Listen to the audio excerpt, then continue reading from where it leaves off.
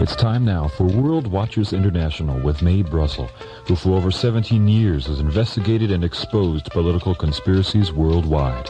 World Watchers International originates at KLRB, Carmel, California. Here's Mae.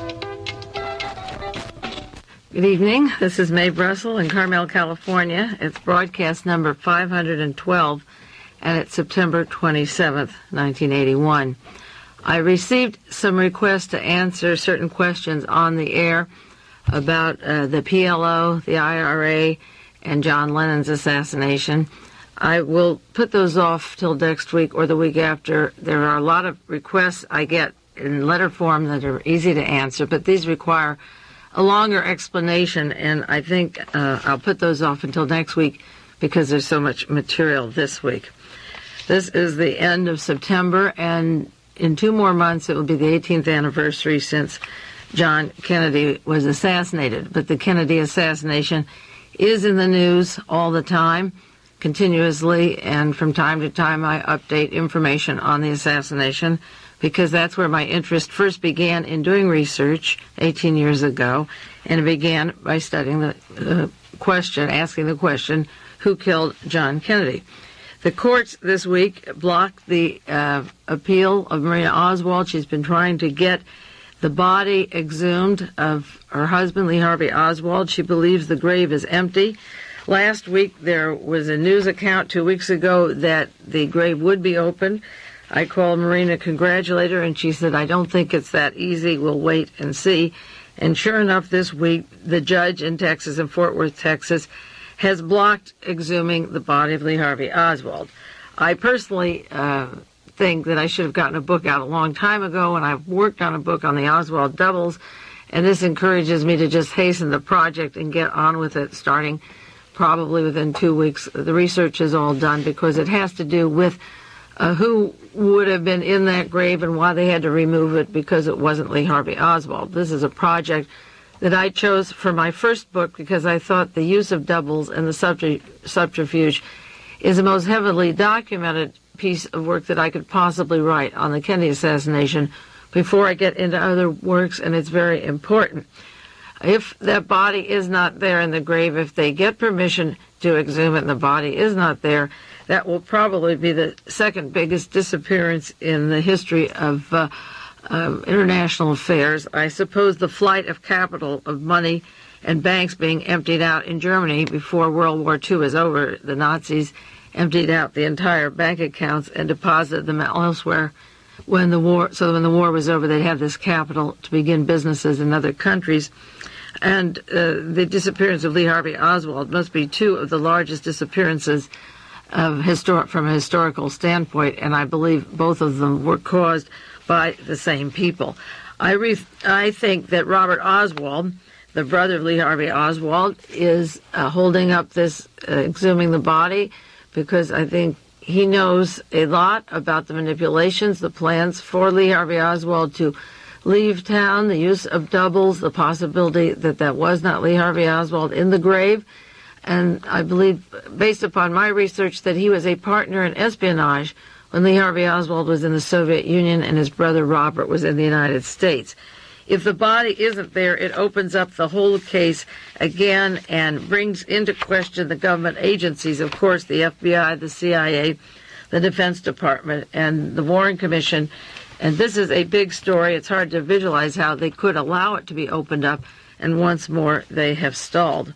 I mentioned on previous programs the song A Quiet Thing and how news that breaks that should make headlines is always told in the wee hours of the morning or very quietly on the back pages of the newspapers. This week on the Tomorrow Show, Tom Snyder was off and Dick Cavett was host, and G. Robert Blakey, the chief counsel for the House Select Committee on Assassinations, was on, and it was very quiet at 12:30 in the morning. This was the 25th of September. I was almost going to bed. I don't usually watch the program, and I watched the opening lines, and there was the motorcade with John Kennedy coming down the street in the famous Abraham Zapruder film, and the opening scene for the promotion of the hour that was to follow were the sayings that the killers of John Kennedy are still on the street. The assassins are out walking the street. I perked up and watched and took notes of the program, and G. Robert Blakey was explaining as the chief counsel how he didn't believe there was a conspiracy to kill John Kennedy, and that the $6 million investigation of Congress into the murder of John Kennedy showed that there was a conspiracy. And he described 4 shots, and 2 came from the back of John Kennedy. He said from Oswald in the book depository, but he has never in his investigation proved that Lee Harvey Oswald fired those shots from behind. But the important thing was that in reconstructing the scene, he had the 3rd shot over at the fence at the grassy knoll, which would be the fatal headshot, killing John Kennedy. And, of course, he's trying to link it to organized crime. That's the way the government is going. If they have to have an assassination and they have the evidence of a conspiracy, they'll blame organized crime. So what we got was a cover-up at a level that I described in 1979, in January of 79, on the broadcast. It was several years ago, that if they couldn't say Lee Harvey Oswald did it, killed the president alone, and if they couldn't say Fidel Castro did it or that the Soviet Union did it, then they went for the organized crime and the syndicate, and then maybe a few renegade anti-Castro Cubans thrown in with the organized crime with the Bay of Pigs, what they call the fiasco. Well, Blakey didn't touch the anti-Castro Cubans, but he did get to the syndicate, and of course they would like to finger Carlos Marcello and Santa Traficanta and Sam Giancana and Jack Ruby and John Rosselli. Now, if they could arrange those 552 witnesses and 26 volumes of commission hearings and say that the organized crime figures were so strategically placed that they could also cover the investigation as well as the murder, that was a pretty cute trick. But the main point is that he was on national television, even though it was early in the morning, and many of you probably didn't even see it advertised or know it was on. But here is the chief counsel talking about the fatal headshot at the grassy knoll over in the plaza there, and that there was a conspiracy. Now, G. Robert Blakey pushes his book, the current book on the assassination that he wrote, as if all other books that came before it didn't matter, that they were done by kooks or loonies, and that he has a definitive study. And Dick Cavett sits there like an absolute idiot, laughing and grinning and even apologizing for laughing at such a serious program. At one point, he begins to apologize because he's having such a good time chuckling over it. But the bottom line, again, I repeat, maybe it'll take 17 or 18 more years, but I doubt it. The bottom line of this assassination, going up that triangle of conspiracy, is Division 5 of the FBI, the Central Intelligence Agency, the National Security Agency, the Defense Industry Security Command, Defense Department, and then going on farther up, Interpol, the Nazi connections of J. Edgar Hoover and Martin Bormann down in Argentina. These people now, these names that I threw out in 1979, the names are surfacing now more in the news, and that's why sometimes I like to go back and mention when on a particular program, such as 2 years ago, I was mentioning these people, and I mentioned the links in New Jersey. Now that's coming out as the headquarters of the assassination teams of George Corcola, Amstec Corporation in Nutley, New Jersey, the ITT headquarters, the IG Farben headquarters, the Standard Oil of New Jersey, the Houston, Texas connections, the Dallas connections, the New Orleans connections to this international assassination team are in the news constantly, and eventually they will be pinned down also to the Kennedy assassination, and then going on up to Otto Winneker in the Pentagon, the chief historian from Germany who helped write the War Department, which leaves you with the top Nazis. But at least there is this discussion of Blakey on television willing to say that there were shots at the grassy knoll, not giving credit to any of the past researchers, not using other researchers who had done extensive work on the assassination with this committee, pretending to start from scratch, trying to disprove all of us, and then being very smug and sitting there as if he found a great secret that there was a conspiracy, and also sitting on the time bomb of how much he's covering up, just as the Warren Commission did earlier. but every time they open their mouth or have an investigation, more comes out. So it was worth watching the program to hear him say that. I received a series of letters from a very loyal listener who has been asking me to update the shooting of Ronald Reagan last March and the John Hinckley story, and to bring up some information to you that I haven't put on this program to include with the other programs that we did on the Ronald Reagan shooting. I can assure you that when it comes time for the trial of John Hinckley Jr., it'll be similar to the trial, the Jonestown trial of Larry Layton. This last week it was a mistrial. If the prosecution does a weak prosecution for a agent of the United States government, whether it's CIA or Defense Department or both, when the prosecution is weak, then the jury can't come to conclusions about it and will let that person off. And the prosecution, and of course there was no defense. That was a really terrible trial in San Francisco, considering the seriousness of what went on and the way the government held back information about what went on in Jonestown. How can the jury come to a decision that's fair, and how can the prosecution conduct a trial if 80% of the information is held by the federal government and the federal government is involved in the larger conspiracy? So the trial of Larry Layton brought out no information about Jonestown, and the judge wouldn't let it enter into the case. And I can assure you that the FBI and the CIA will cover up the John Hinckley case. I was asked why I didn't mention earlier the picture in Newsweek and in Time magazine taken the day that Ronald Reagan was shot in front of the Hilton Hotel.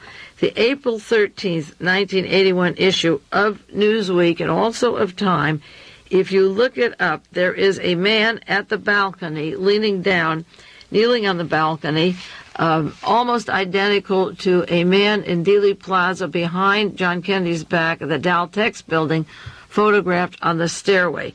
There is somebody behind Ronald Reagan, and this is in Time magazine, and it is in Newsweek. And then Penn Jones put it in his continuing inquiry. He points out that Agent McCarthy is standing to the right of Ronald Reagan, but if you look directly over Hinckley, up at the bullet path, you'll see a man kneeling behind the balcony railing with partially open drapes and an open door, and he's in firing position, pistol firing position. It is a very scary picture. It's a subject that has never been asked by the law enforcement agencies, I know, as they came to an immediate conclusion that John Hinckley Jr. was infatuated with Jodie Foster. They pulled that against this week. The Washington Post has a long article, Letter Affirms Hinckley's Desire for Jodie Foster. John Hinckley sends a letter affirming his interest in the actress. Now, September the 7th, just 2 weeks ago, an unsolicited letter came from John Hinckley Jr. This is the first time he surfaced. He's not at a regular jail in Washington, D.C. He's staying at the military base, which figures because I believe it was a military operation that tried to kill Ronald Reagan. Now, he sent a letter, you and other journalists make it sound like I'm a hobo or something. My cross-country ventures were necessary because New Haven was so far away I would have traveled to Budapest to find Jodie Foster, but I'm in Maryland and closer. So that the cover-up is going on again, that John Hinckley Jr. simply wanted to be close to Jodie Foster, and that's why he shot at the time to prove his love for Jodie Foster. He shot Ronald Reagan. There was another article, 2 of the 3 shots, 3 people shot with Ronald Reagan are still undergoing medical treatment. They're very seriously in trouble. Officer Thomas Delahanty still has a bullet lodged next to his spine, the right side of his brain. And Mr. O'Leary Brady, has the surgery. It was a surgeon, Dennis O'Leary, who spoke for Brady, the former press secretary, James Brady, who said that he shows no improvement, that he has hard days, he's at a frustrating stage, and that he has gone through extensive therapy, but it's very depressing now. When all the jelly beans stop coming and the puzzles stopped coming and the laughing president stopped to visit him, then the fun and games of recuperating or having a brain that's turned to jelly is the responsibility of Brady.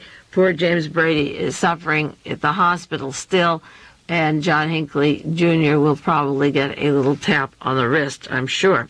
There's another article in the Los Angeles Times and the San Jose Mercury this week. Ohio labor leader who tackled John Hinckley Jr. Died. He was in Cleveland, Ohio, and he had surgery. He had what was supposed to be an ulcer, and on the surgery table he didn't regain consciousness, and he passed away. This was a man from the Carpenters Local who was supposed to be inside at the labor union meeting, AFL-CIO. At the time, Ronald Reagan spoke at the hotel there, and he's the man who lunged at Hinckley and punched him and wrestled him to the ground. And this man, his name is McNamara, said he hit Hinckley so hard he was left with blood on his knuckles.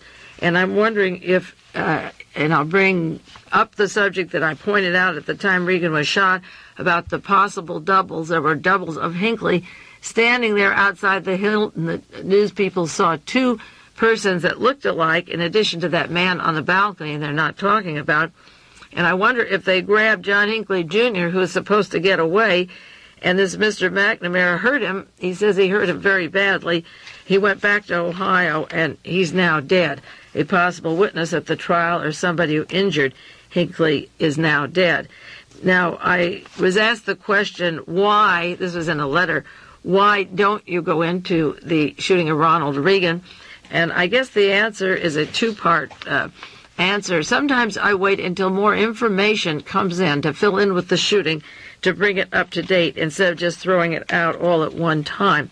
And there is information that is terribly important, and I want you to take a pencil and write it down or send a self-addressed stamped envelope to me, and I'll send you a sheet from tonight's broadcast with the chronology of these dates, because this story isn't over yet. It's terribly important, and I want you to follow it carefully.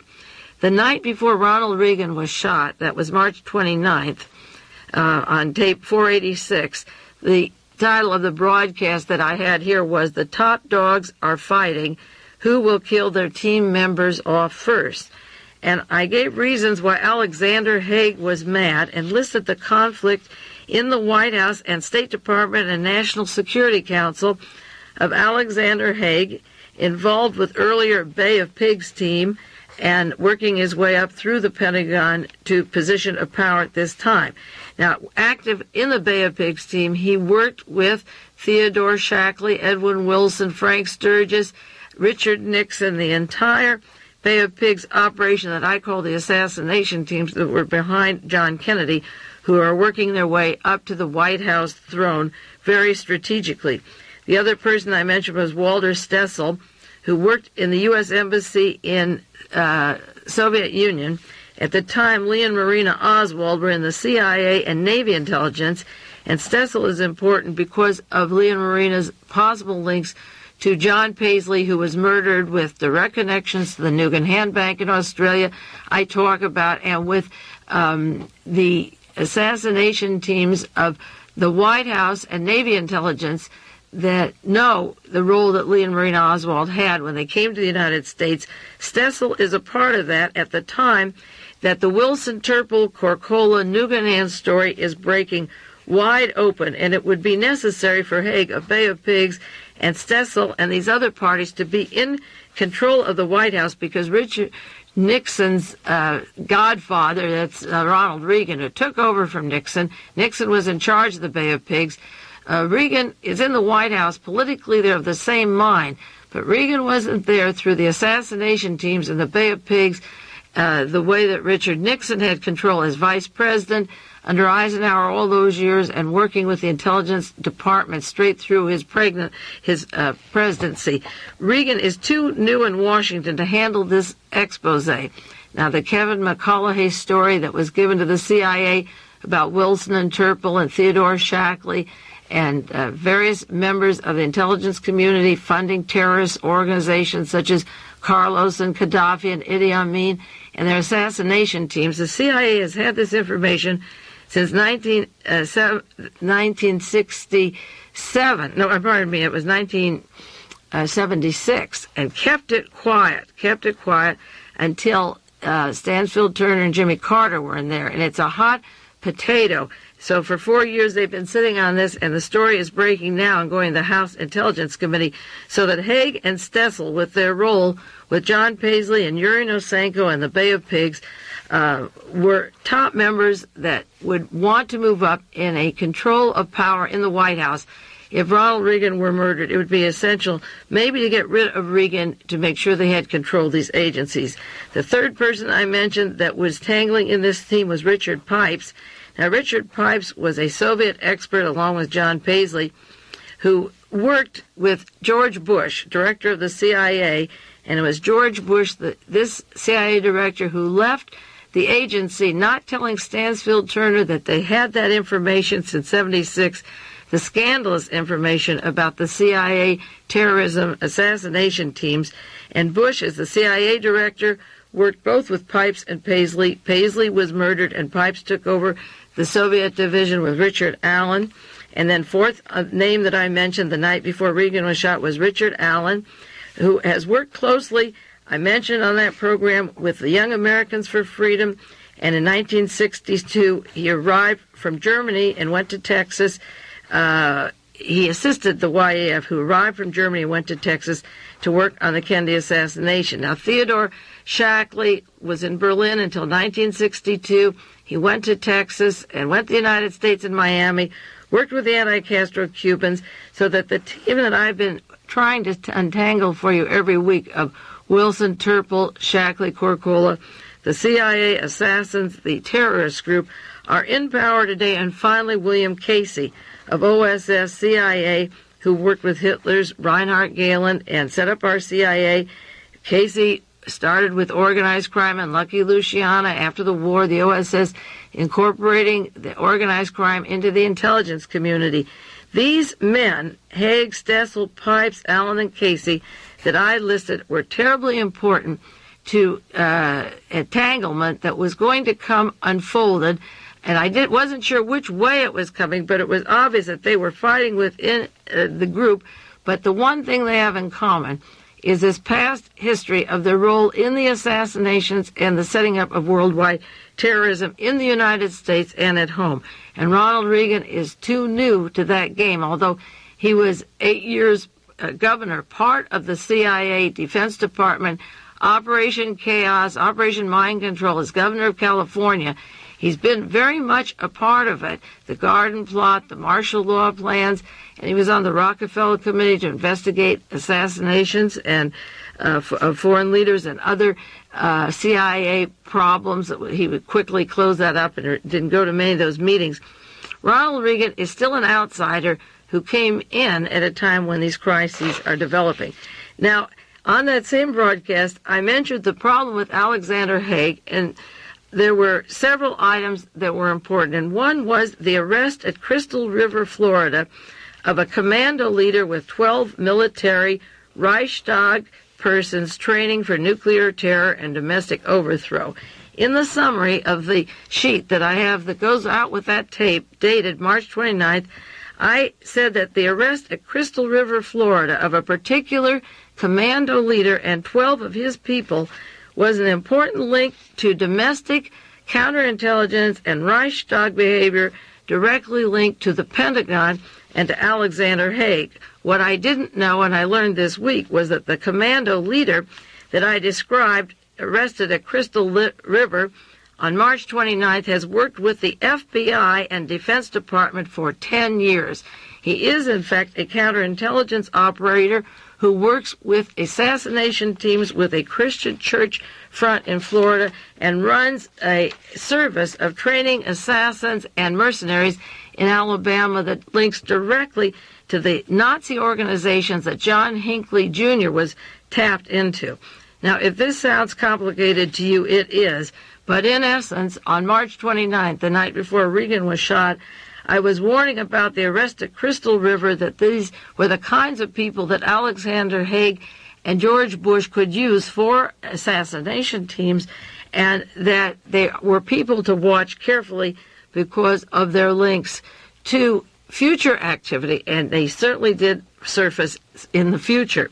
Just this last week, the Christian Science Monitor, September the 20th, 1981, has an article, "Mercenaries are training in Alabama woods."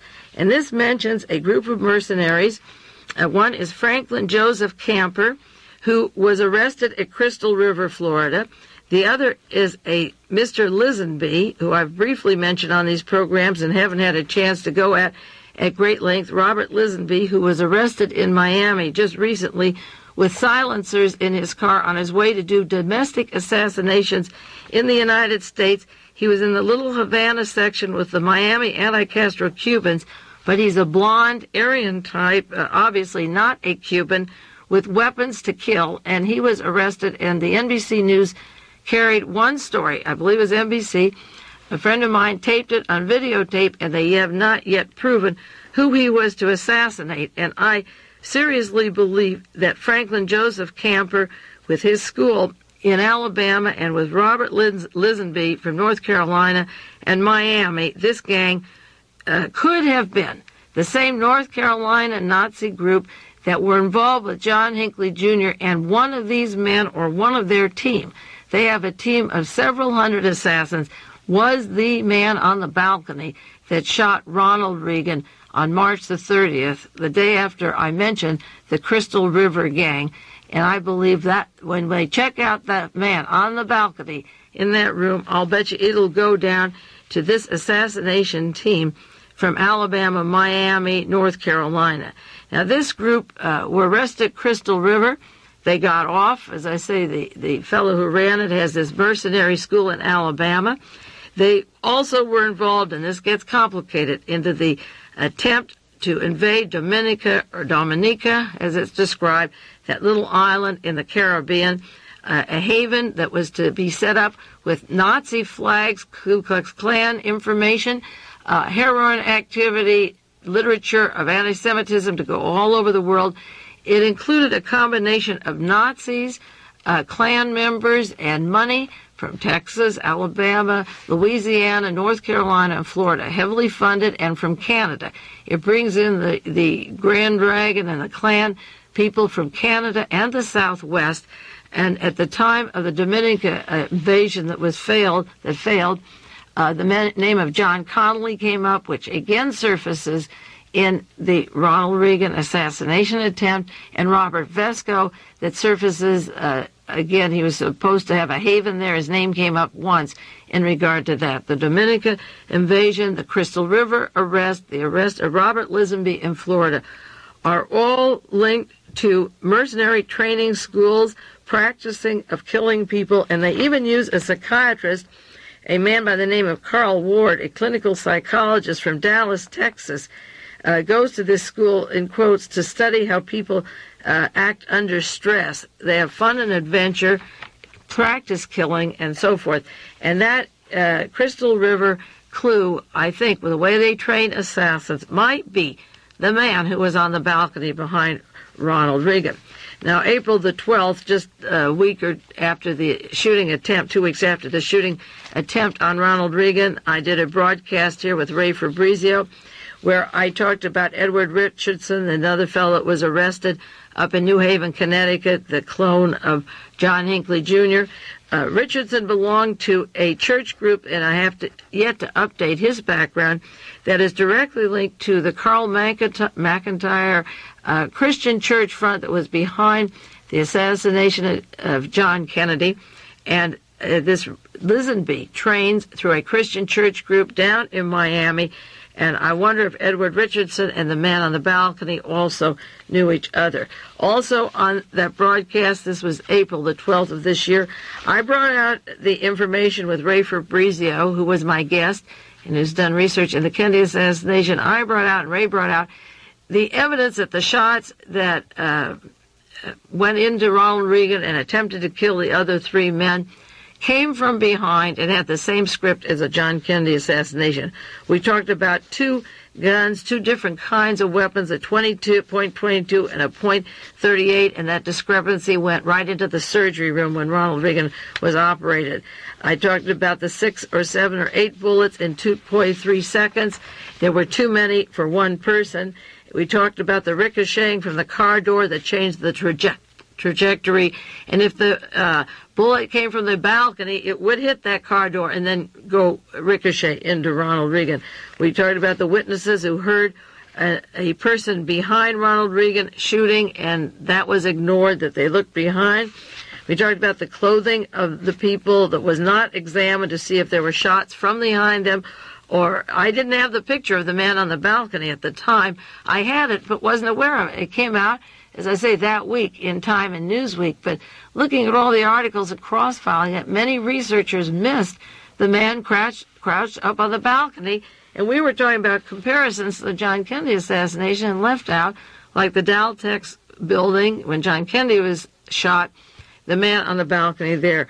We talked about how 3 men fell as if in battle and reacted differently than Ronald Reagan, and how he walked into the car. And we talked about the discrepancy in the trajectory and the weapons, and then I brought up the membership of John Hinckley Jr. in the Nazi Party, his involvement with Nazis in various states, and also the similarity to Oswald and his association with Nazis in the United States. There were many references to the possibility of another person standing up on that balcony that evening, and these pictures seem to confirm it. I'm going to take a break for 1 minute now, and we'll get on to the Ronald Reagan shooting and then some very other important subjects. This concludes the first half of World Watchers International with Mae Brussell. We will return with the second half after a brief pause.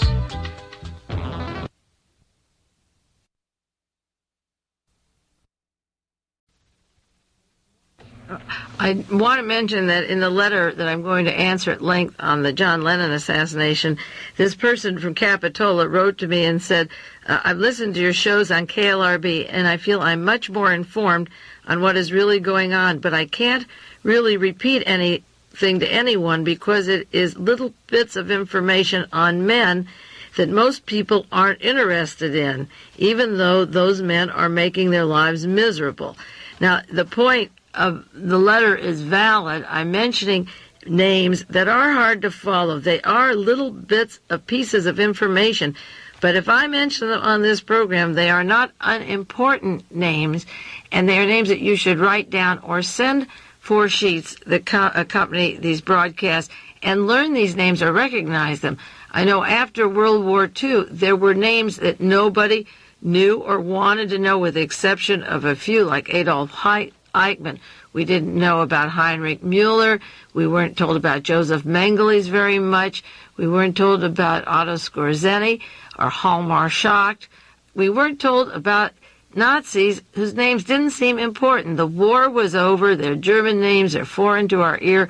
What have they got to do with us now? The point is that all those men lived, including Heinrich Himmler. They lived, they had unlimited money, they started a Fourth Reich. There was an article in the paper today, there have been 130 wars since World War II was over, and they cost $1 million a minute. Last week, I believe I mentioned that nuclear weapons cost $1 billion a week. 130 wars since World War II, $1 million a minute is the arms cost.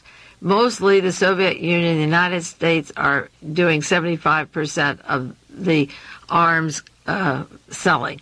But the important thing is that what seem like little names or unimportant names, if I mention them, I want you to remember them, and if I repeat them through the years, maybe something will sink in, but they are the movers, they are the people behind, say, killing John Lennon or Elvis Presley or John Kennedy or Mahatma Gandhi, or whoever you like, Martin Luther King, or Robert Kennedy, whoever you believe in or like or admire. They probably had their finger in it, whether it was Janis Joplin or Jimi Hendrix. And these assassination teams, these known CIA assassins, are surfacing now. There's never been a more exciting time for the researchers who have been doing this for 17 or 20 years.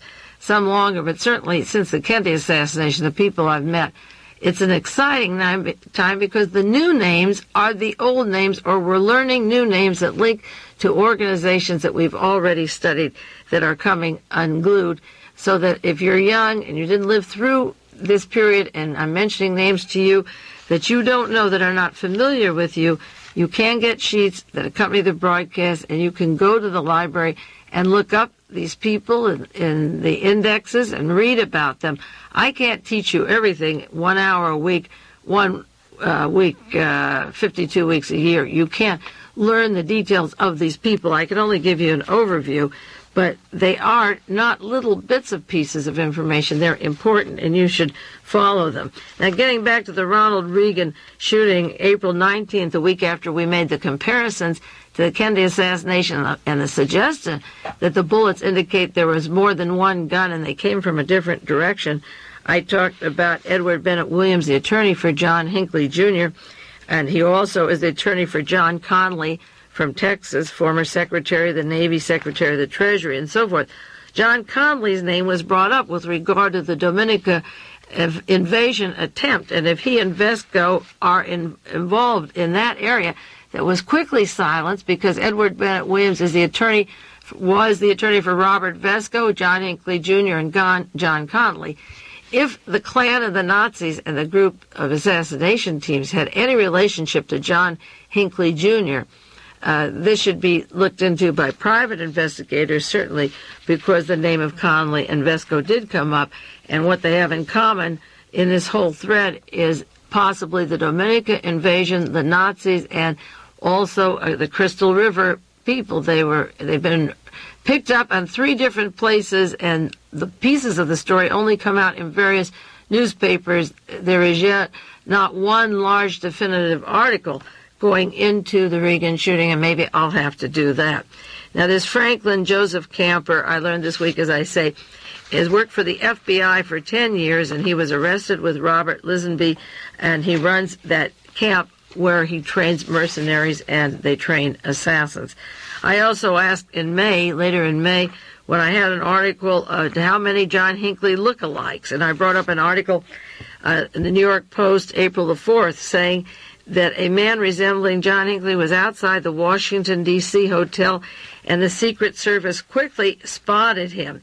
And then the other one disappeared. And what I'm wondering, being as the man who grabbed John Hinckley Jr. and nailed him to the floor until his knuckles were bleeding, maybe he grabbed somebody he wasn't supposed to get. Maybe the other Hinckley was the one they were supposed to get, and this one was supposed to run away.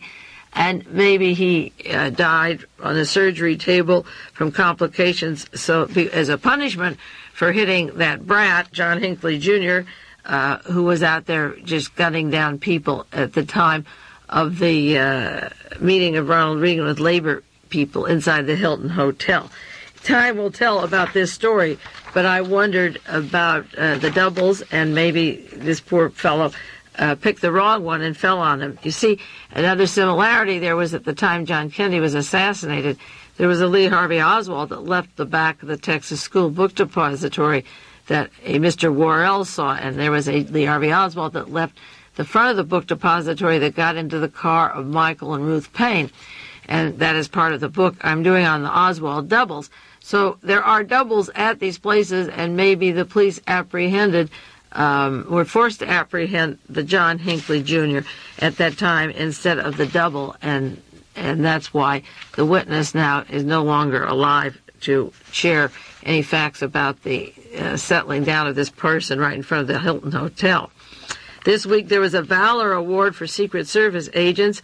The Treasury just spent $45,000 to pay various agents, one who stepped in and took Tim McCarthy's place when he was wounded, another agent who was across the street who showed restraint in not shooting the assailant because of the proximity, and the various agents have given $10,000 each. I wonder if this is part of payment and payoff, and maybe they'll be making a multi-million-dollar TV movie or a book in order to pay them more.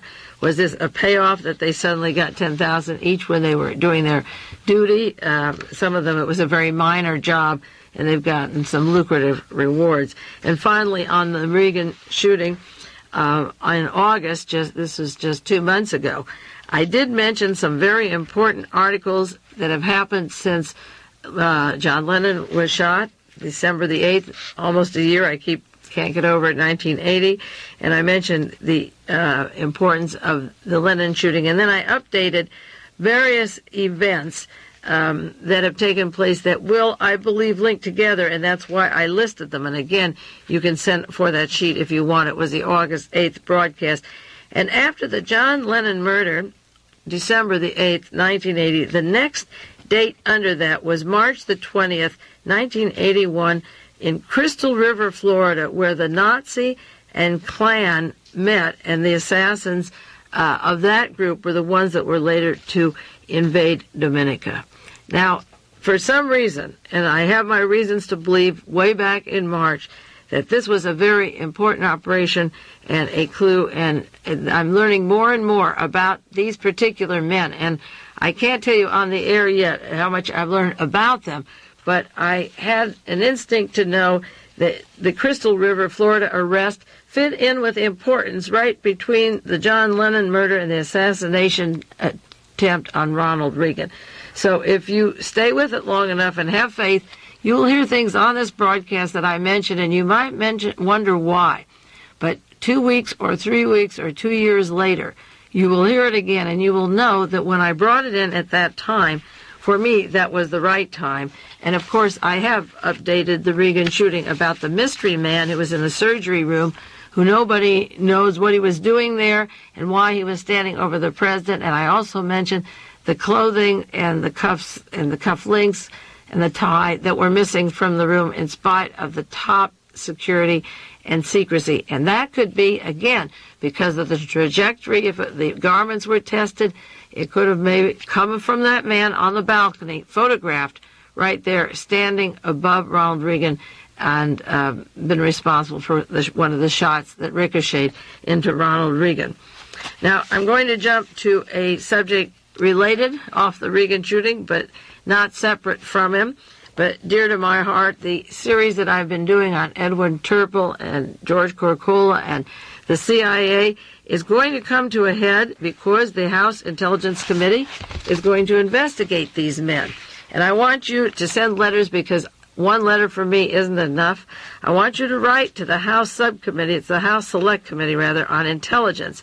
They are going to conduct a full-scale investigation. They say a full-scale investigation. This was the front page of the New York Times this last week, into Edwin P. Wilson and Frank Terpil and the CIA group that sent money through the Army Special Forces troops, the Green Berets, and trained in Libya the terrorist teams on how to kill, how to assassinate the Army officials who thought they were working for the CIA, and setting up Gaddafi with his operation for terrorism in the Middle East, throughout the Middle East, where he has so much influence. Now, when the House Select Committee goes into this, they're going to, of course, be stunned at how big the story is. I don't think that they have any idea how big the story is. And they're going into the Energy Department in 1976 and funds for the Control Data Corporation and the organizations Mr. Wilson operated. Now, he had 127 business fronts, so this could keep the House Select Committee busy for 4 years. But if you write to them, write to Representative Edward P. Boland, Democrat of Massachusetts, and tell him how much you know. If you have these tapes or listen to the broadcast, write and tell him how much you know about Edwin Wilson or Frank Terpil, or how much you're learning from these broadcasts, and that you want not a whitewash this time, but you want them to go into this case.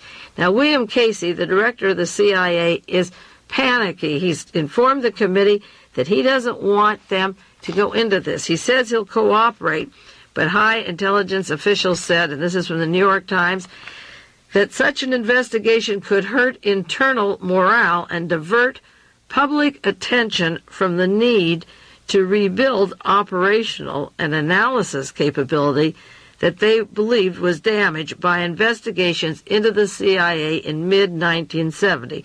Translated, this means that if the House Select Committee on Intelligence goes into the question of Wilson and Terpil and their cohorts, It will hurt the morale of the sensitive CIA because they are trying to make people believe that they've been cleaned up since Watergate and Watergate is behind us, and it will divert attention from the need to rebuild it. Now, Mr. Casey, the old OSS CIA guy, should totally be removed from the CIA for 150 good reasons. He absolutely has to be removed, and he wants to make it a law to prosecute people who mention names of agents. They want to tighten down on the news media. They are criminals. They are assassins. They fund terrorists such as Carlos the terrorist, who in turn funds organizations like the IRA and the PLO, which I'll go into later for these listeners who want it, in order to cause chaos all over Italy with the Italian Red Brigade, in Germany, the Baader-Meinhof, in Japan, the Japanese Red Army. They have funded, the CIA has funded the SLA, the terrorists, and so forth. And at a time when Wilson and Terpil and Shackley and all these people are being investigated, the CIA is getting nervous. They don't want you to know about Theodore Shackley or Edwin Wilson or Frank Nugan or Michael Hand or Frank Terpil or Richard Helms any more than you know, or Kevin McCullough, or George Corcola or George Bush's connections, or Vernon Walter's connections, or William Colby, or Alexander Haig, or John Connolly, or Michael Sindona's links. Again, in July, I gave these names on the air, and the links to John Hinckley Jr., or Muhammad Ali Ajah, who shot the Pope, or Mark David Chapman, who shot John Lennon, or the links to the California Wells Fargo banks, and the Green Beret and the Special Forces. I mentioned these people in July. Now, these are the people, if you have these tapes, copy that sheet. If you don't have, send for it. And write to the Congressman Edward P. Boland, Democrat of Massachusetts, the House Select Committee on Intelligence. Send him that sheet that I have. You send it to and write your own words on this. We want a full investigation. They have promised a full investigation, but it's going to take a special prosecutor. And tell them in your letter, we don't want any more CIA cover-up Leon Jaworski. He covered up the Nuremberg trials of the Nazis, letting most of them get off with a little tap on the wrist. He covered up the John Kennedy assassination, the Watergate investigation, the Correagate investigation that taps into this, and Reverend Moon and his operation. We don't want him into the Nugan Hand CIA investigation and the CIA terrorism. We don't want Leon Jaworski. No, thank you. He should be shelved. Unfortunately, he's the kind that gets called in because he does such a good job. Now, the House Intelligence Committee is going to open this. Good luck. Lots of luck. It's going to be funny to see them do it. Mr. William Casey is nervous. He's asked them, please don't identify people and please keep the CIA files to yourself. He asked in the news in the committee this week, don't open up the files. Why not open them up? They involved William Casey, and Ronald Reagan had no business to make William Casey, with his Robert Vesco organized crime connections, director of the CIA. I've had on these broadcasts the links of Casey, the attorney for Caesar's World, the gambling syndicate. He's an A to Z for the Indonesian government, the South Korean government, for intelligence operations of Saudi Arabia, international links to the very banks I've been talking about and the very people I've been talking about. The San Francisco Examiner had an article this week. Casey pleads to keep the CIA files closed. He doesn't want any Freedom of Information Act or the National Security Agency or the Defense Intelligence Agency. All documents should be quiet. Why? Because Casey's story, the links of Casey to Nugan Hand Bank, to the murderers, to the assassins, to John Lennon, to John Kennedy, to the whole era with Eisenhower, Richard Nixon, the Bay of Pigs. These assassins' names are surfacing. They're links of the Combine that I've talked about for 10 years on the air, of the Nazis, the narcotics, and the intelligence community. Casey was there when it was all started in Italy with Lucky Luciano and Tom Dewey in New York, who released Lucky Luciano from prison, lifetime in prison, to set up Mafia, CIA, Nazi connections. Casey pleads this week, keep the files closed. You better believe they would be closed, or he'd be hung up, such as the men in like Mussolini in Italy, that's the way he should be hung up, or the men in Nuremberg that were tried and found to be traitors. That's the way it should go, and I would hope it would, but he's panicky and he doesn't want any of this coming out. Of course, they passed a law this week. They're tightening up the House Committee, the House Intelligence Committee, and the House of Representatives, a law that it would be a serious crime to name intelligence agents who are actively involved in operations right now.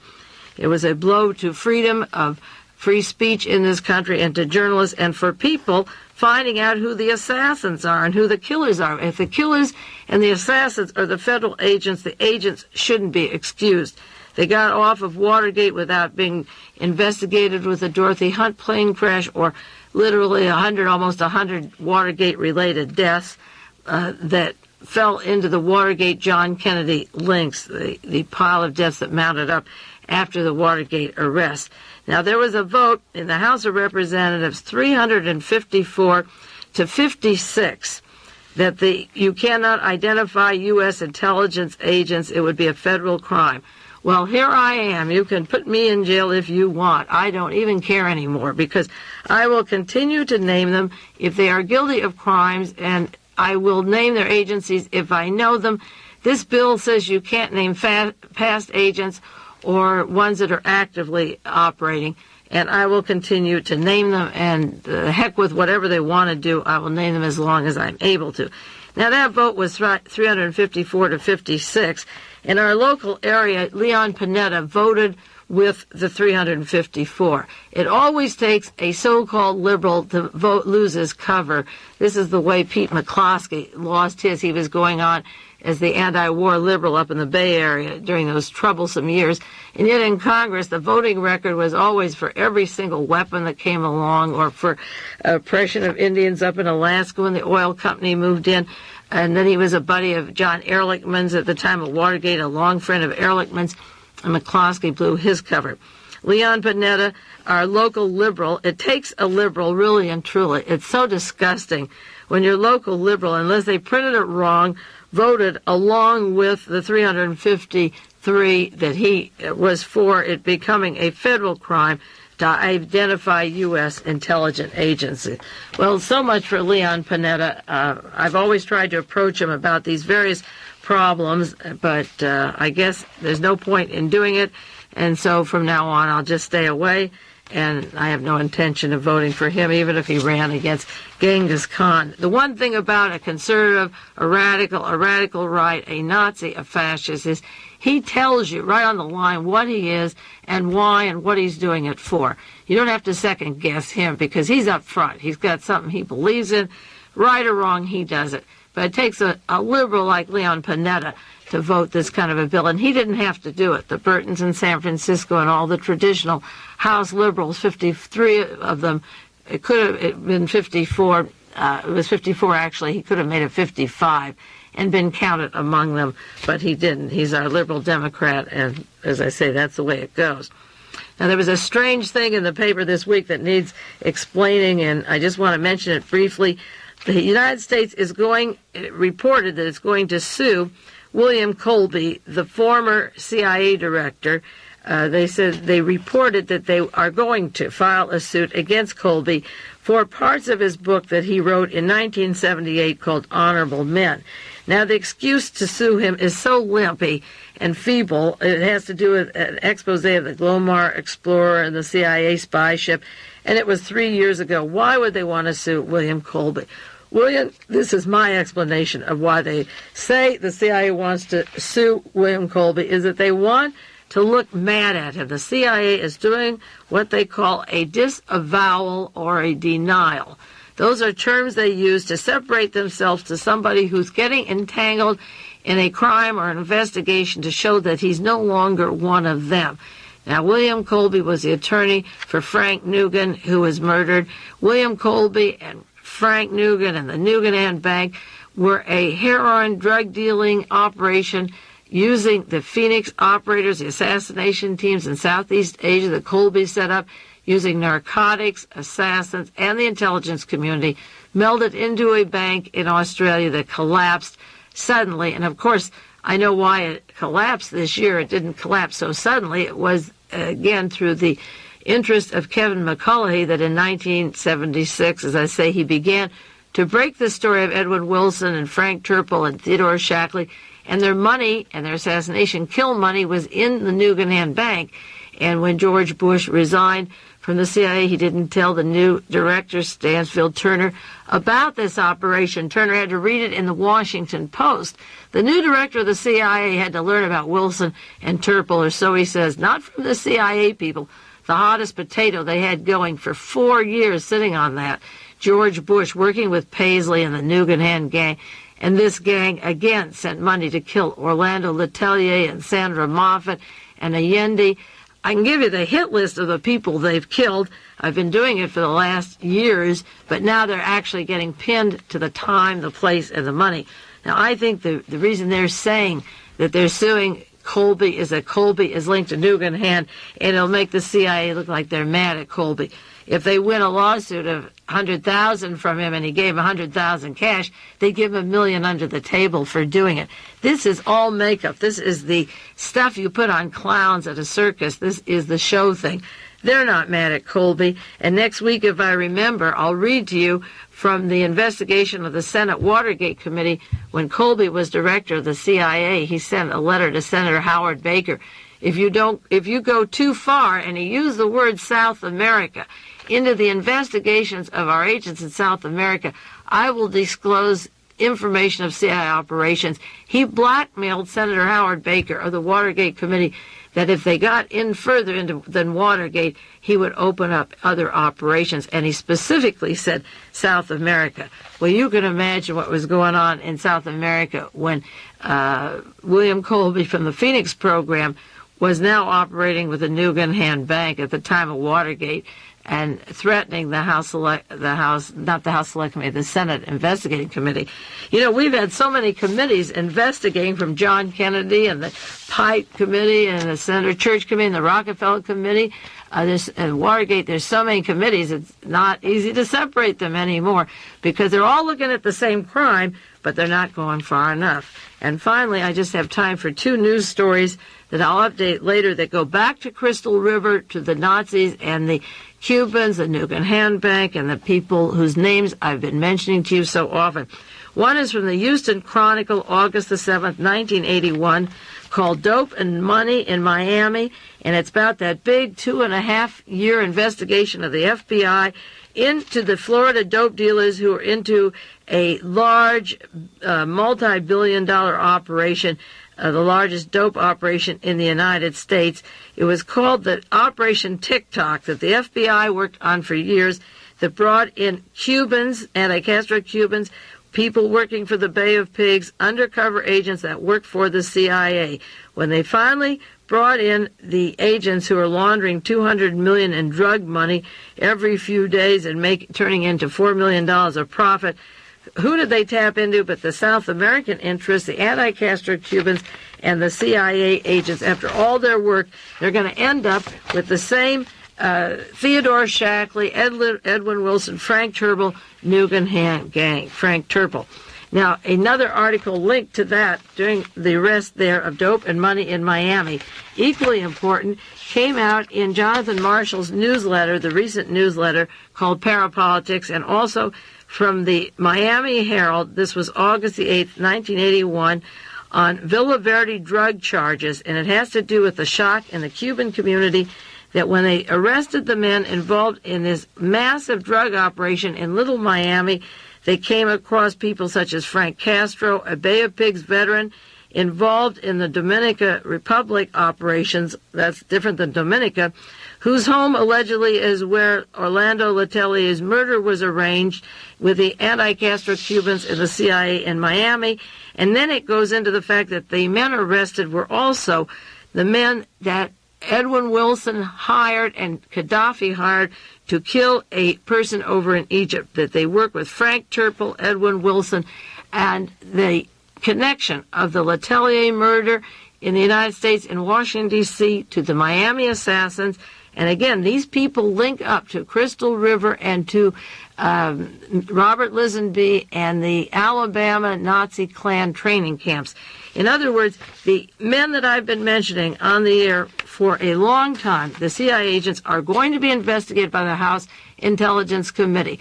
When I guarantee you, when that House Intelligence Committee gets going, it will call a special prosecutor, and it will link to William Colby and the Nugan Hand Bank, and specifically to the combine of the Nazis, of the CIA, and of the narcotics traffic that has swept into this country with the aiding of Jimmy Carter and Ronald Reagan's teams, whether it's Richard Nixon, and I mentioned Ronald Reagan because the mob also had a big part of putting Ronald Reagan into office.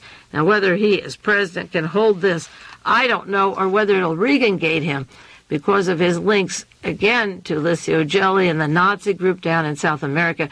Time will tell. If it's done right, it will bring them all out. And actually, what we need is a sweep of government such as Italy had, where you get all of them out and start over with nobody involved in the CIA operations, in the narcotic operations, and in the murders.